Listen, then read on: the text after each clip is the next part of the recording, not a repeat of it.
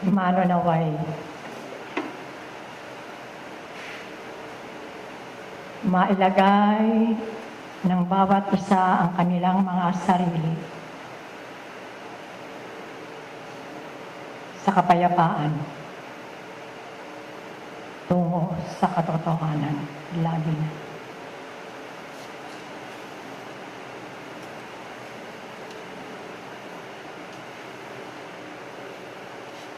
Muli ay natagpuan ng inyong mga sarili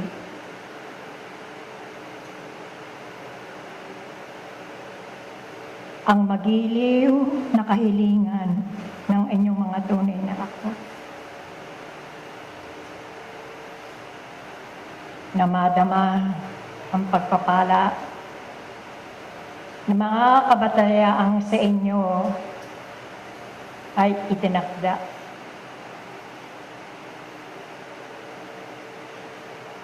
Na sa tulong ng awa at pag-ibig,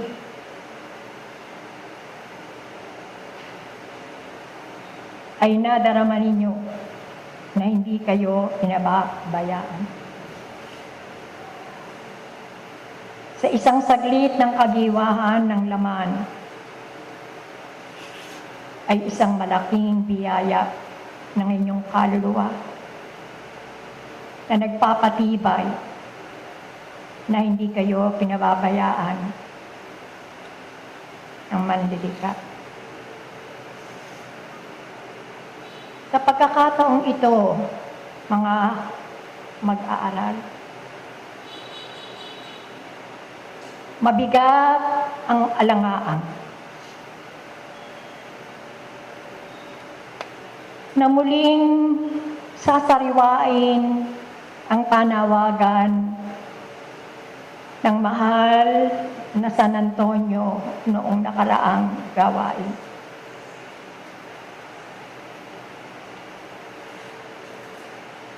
Mabigat ang alangaan. Mabangis ang halimaw na naghahanda sa daluyong ng pagsakmal. Sa kaisahan, kapayapaan, kaliwanagan at pagmamahal ng bawat isang kapwa, hindi lamang sa kanyang sarili, kundi sa lahat ng nilikha ng kapwa may buhay. Sa paulit-ulit na pagbibigay diin at panawagan sa mga butil ng kabanalang iniahasik sa inyo upang dalhin sa lukbutan ng inyong pagkatao, na ito ay ang mga gintong dalahin ng laman na nalalaman ninyo na ang mga kirot na yan, kung inyong sinusuri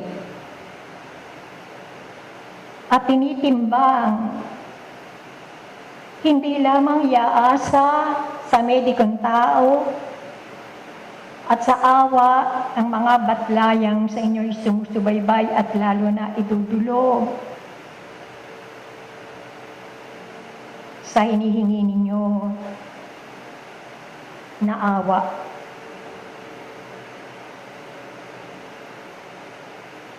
Natimbang niyo ba ang inyong mga pagkukulang? Paano niyo pinalilipas ang pagsikat ng bukang liwayway at ang paglubog nito sa hapon? Ano ang inyong inihasik? Patuloy at patuloy kayo sa mga pag-ikot upang mapagtapusan sa simula at matapos ang kapagalan sa buong maghapon. Lalo pat nagiging pabigat ang mga hinaing ng palimos ng inyong mga kaluluwa na patuloy na dumudulog sa harapan ng manlilikha. Ngunit kung kayo ay katotohanang natututo at kikilos at magkakaisa, mararamdaman ninyo na hindi na pala kailangan pang dumulog sa harapan ng Ama, kundi sa pamamagitan ng lakas ng pagpupunyagi at paninindigan sa pagkilala sa kanyang kapangyarihan. Ang kirot ng laman na yan ay hindi magiging sagabal upang ikaw ay isang mabuting manggagawa, mananampalataya sa Kanya. Kaya sa paulit-ulit na panawagan sa lahat at bawat isa, ito ang panahon na hinihingi ng bawat isang kaluluwang nagkatipon-tipon ngayon. Palakasin ninyo ang inyong isipan. Buksan ninyo ang damdamin na ito at humingi ng awa sa nangyayari ngayon sa inyong bansa. Nahigit ang unos na mangyayari. Hindi lamang ang hagupit ng kaligtasang nadama, sapagkat nangingibabaw sa kanila ang mga damdamin na dala-dala nila na minsan sila ay naging pinuno sa panahon ng unti-unting pagtatayo ng sibilisasyon sa pagkaroon ng pamamahala. Ito ang mga kaluluwa na humingi, binigyan ng malalim na paghahanda ang mga kaluluwang ito. At nalalaman nyo kung ano ng level o antas ang mga pinuno na mga namamahala sa iba't ibang bansa. Sila ay mayroong manang mga nauntol na naiwanan, na sinimpan noong panahon ng sila ay binigyan ng tiwala na mamahala sa kalipunan na kanilang kinabibilangan. Mga kaluluwang namamayagpag, mga kaluluwang nagigising ang pagiging gahaman sa kapangyarihan, pagmamalabis, pananatili sa paglamukos sa dignidad, pagtitiwala, pagsasamantala sa mamamayan na kanyang nasasakupan. Pagkakataong ito ay hinihingi ang pagkakaisa at ang lakas ng inyong damdamin. Na bago magsimula ang gawain, kayo ay magkapit-bisig sa ibaba. Manahimik, bumuo ng isang lakas na siyang magiging tanggulan na kahit saglit ang mga kaluluwang itong sumasakop sa kanilang kahinahunan at kapayapaan sa pamamahala, ay matulungan ninyo akitin ang mabubuting espiritu na kahit hindi na iringkarna ay mayroong tungkulin na magtulong-tulong upang linisin ang damdamin at ang isipan ng mga taong namamahala na isang banta sa katahimikan at kaayusan ng kalagayan ng inyong sosyedad. Kung kayo ay nagpapatotoo, bakit nagiging ganito ang personalidad ng mga pinunong pinagkatiwalaan ng mga karaniwang mamamayan? Paano ninyo maipapaliwanag mag-aaral ng filosofiya at siyensya ng Espiritismo? Bakit nagkakaganito sa gitna ng kanilang mga pinag-aralan? pinuhunan ng kanilang pagkatao na makilala kung sino sila at maghangad ng pamumuno at pamamahala sa ilalim ng kanilang mga naisin. Kung kayo ay nagpapatotoo sa inyong pag-aaral, bakit nagkakaganito? Ano ang lihim? Bakit bumaba ang dignidad? Na sa ganitong mga kalagayan ng kanilang katungkulan ay hindi inaasahan na mamutawi sa kanilang mga labi at sa kanilang mga gawain na hamak sa paningin at pagtitiwala ng mga kaluluwang sa kanila ay sumasandig ng pag-asa. Mga mag-aaral, ano ang nangyayari at nahihilahisan at nagkakaroon ng manifestasyon ng kababaan ng mga pinunong ito sa inyong pamahalaan na isang banta? At ulatin ang panawagan, ano ang inyong gagawin upang makatulong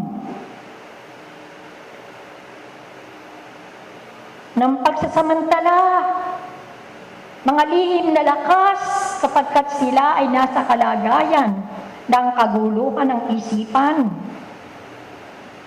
at paghahangad na makalupa. Na alam nyo na ito ang mga banta at mga sali na madaling malimuyot, na madaling sa isang kisap mata ay mapasailalim sa sinasabi ninyong siyensya ng obsesyon ng kasamaan.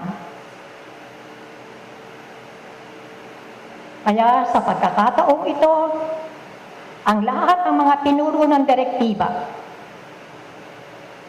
kayo ay mag-usap, kayo ay magpatotoo, kayo ay gumawa ng isang balangkas na kung paano sa pagtatapos ng taong ito ay magkaroon ng isang gawain upang magpunpun ng isang kawanggawa na tunay na kailangan ngayong idantay sa inyong mga pinagkakatiwalaang taong mamamahala ng kaayusan at ang daloy upang maiwasan ang pagsasamantala at pagkunkunwari na nagbibigay ng tulong. Ngunit alam ninyo na ang inyong mga pinunong yan, saan nila kinukuha ang mga tulong? Mga pagkain, pinansyal na pangangailangan. Hindi ba ito ay kinukuha din nila sa ibang tao at sila ay nagiging instrumento lamang na pumapagitna? Na sa akala ng mga bababayang wala ng pag-asa ay sa kanila nang gagaling. Ang kahit na kapirasong tinapay at isang basong tubig na pinaiinom ay hindi nang gagaling sa kanila. Hindi nang gagaling sa kanilang mga bulsa. Hindi nang gagaling ng tubig ng kanilang mga tahanan. Kundi ang lahat na ito ay papangbigay ng pagbabalat kayo na sinasabing kawang gawa na maidudugtong sa pangangailangan ng maraming mamamayan. At kayong mga mag-aaral, tagasunod ng katotohanan at kaliniwanagan sapagkat ang pagtulong ay napakahirap. Na ang huling sentimo na inyong naduduot sa bulsa, na ipangbibili nyo ng pangangailangan na ibibigay ninyo sa nangangailangan.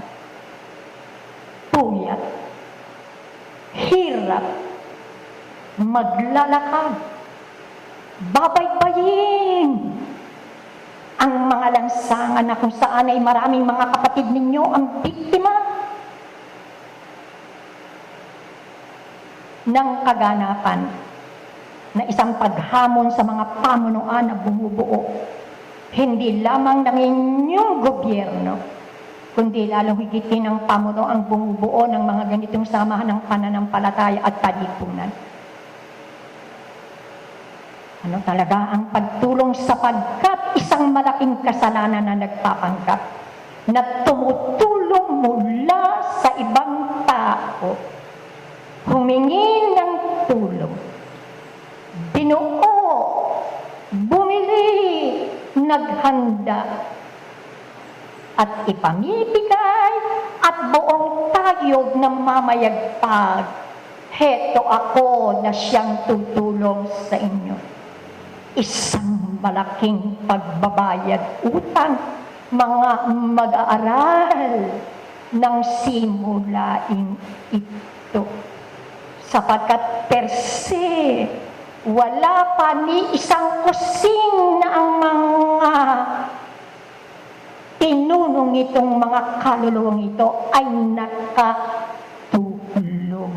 sa kahingian ng sining at ng siyensya ng teorya ng paggawa at pagtulong bilang isang pinuno o tao na hihinga nila ng tulong.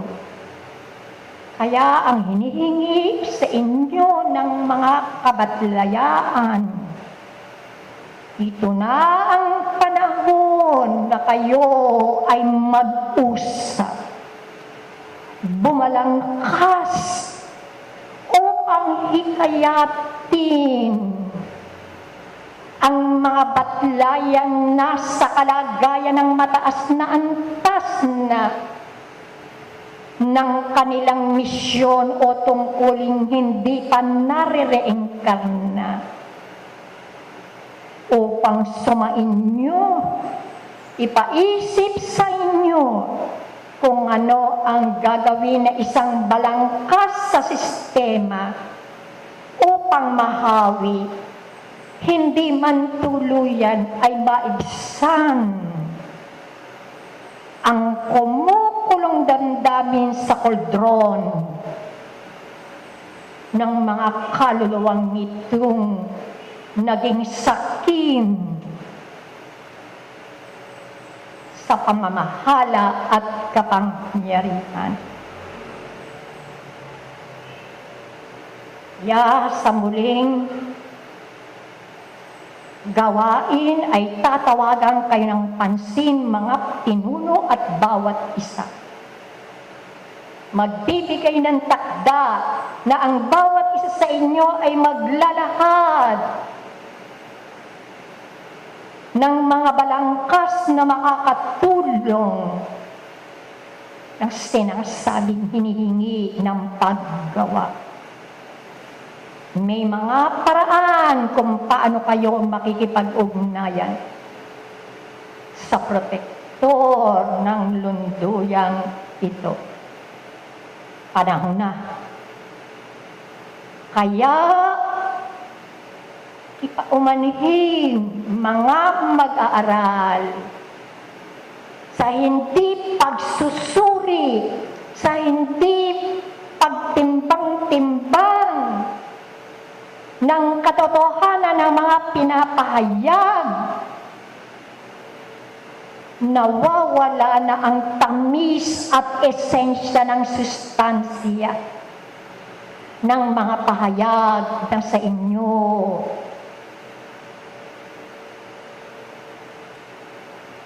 ay ibinibigay. Kontento na lamang kayo, lalo na mga pamunuan sa mga nilalagda ng mga talaytayang kung sino sila. Hindi ba kayo napapagapag kung bakit marami na sa inyong mga kapatid na binigyan na kayo ng panahon ng pananawagan? Bakit nanghihinamag? Pag tinanong ang mga kapatid nyo na nakipag-aral, ano ang naging mga butil ng kabanalan ang ibinahagi, ang wika, yun din walang pagbabago. Sino ang hindi mababagot sa ganitong ikot ng mga pag-aaral? Hindi marating ang ika-4 na betang ng libel ng panawagan ng mga kaluluwa o ang mga espiritong banal na sa inyo ay makikipag-aral.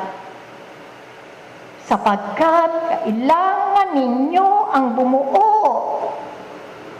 ng isang pangkat na mag-aaral at magsusuri. Hindi ako nag-uutos na kailangan ninyong timbangin sapagkat nakakapaggabag na ang mga binibitawang lagda na kung sino ay namahayag kung inyong sinusuri at tinitimbang. Kung kikilalanin nyo kung sino, si Apostol Pablo, si Juan, ang kapatid na matanda, ito ba ang hagod ng kanilang mga aral? Ito ba ang kanilang paraan ng pangangaral? Panahon na upang isa-isahin, linisin, timbangin at magtanong. Nakamukha na tila isang hanging sumalipaw-paw na mayroong namahayag. Ang karamdaman ay gawa ng tao. Gawa ng tao sapagkat binigay ng Diyos ng manlilika ang karamdaman niya. Isang mabigat na aralin. Sino sa inyo ang nagkusa na ito ay talakayin at bigyan ng linaw na ang karamdaman ay bigay ng Diyos? Mga sensitibong katanungan. Kaya, katulad din ng mga pamunuan sa kasalukuyan, kailangan niyong suriin, timbangin upang mahalin na ninyo ang mga banal na espiritu na maiangat ang kanilang pamamahayag na hindi isang sirkulo na tila tubig na kinakalaw-kaw lamang sa sisigla nito na paikot-ikot. Panahon na, lilipas na ang taon. Maging mapanuri kayo kung sino ang gumagamit. Kilala nyo kung sino si Apostol Pablo, Apostol Juan.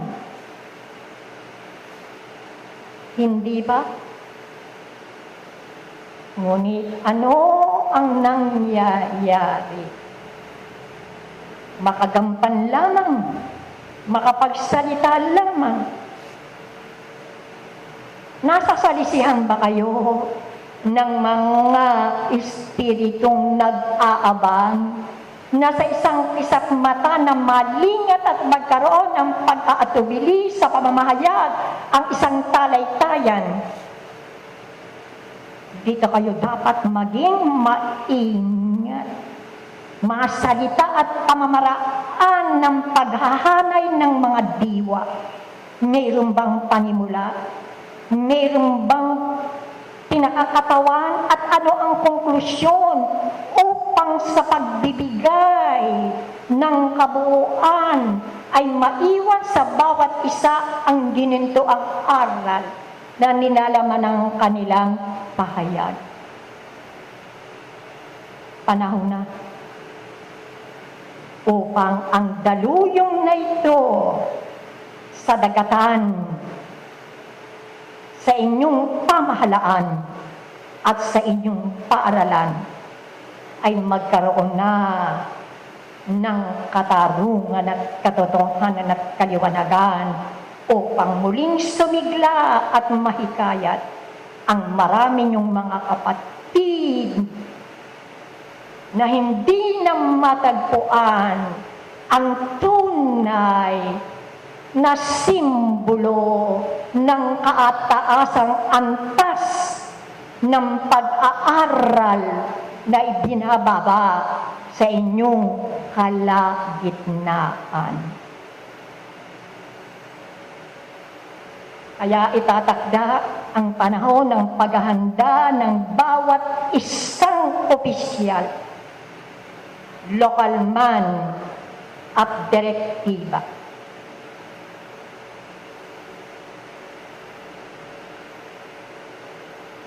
Kaya tawagan ng pansin ang inyong mga kapatid na wala sa pagkakataong ito. At tulad yan ng aking nabanggit, bago magsimula ng pagbibigay tulong, inaanyayahan ang bawat isa na manahimik, palakasin ang isip, yapain ang damdamin, karoon ng pakikipag-ugnayan sa naisin upang ang lakas na ito ay pumaimbabaw, matanggap ng marami ninyong mga kapatid na katulad ng mga payaso ay nagiging katawa-tawa sa katotohanan ng kanilang mga ginagawa.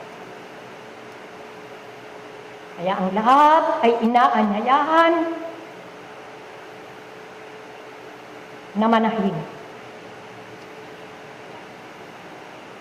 Makalipas ang ilang saglit ay tumayo. Ang lahat ay bumuo ng isang sirkulo. Damahin ninyo ang init ng daloy at magkakaroon kayo ng isang damdamin at lakas na maghuhulagpos na itutuon ninyo. Sa bubog ng paaralang nito, ang nais niyong madantay, maramdaman at magising sa katotohanan. Ang mapagsamantala, pinaglalaruan sa kanilang mga sariling katinoan ang mga mamamayan ng bansang ito. Magpupukol ng isang panalangin na ipadadama, ipaglalago sa kanilang tunay na ako.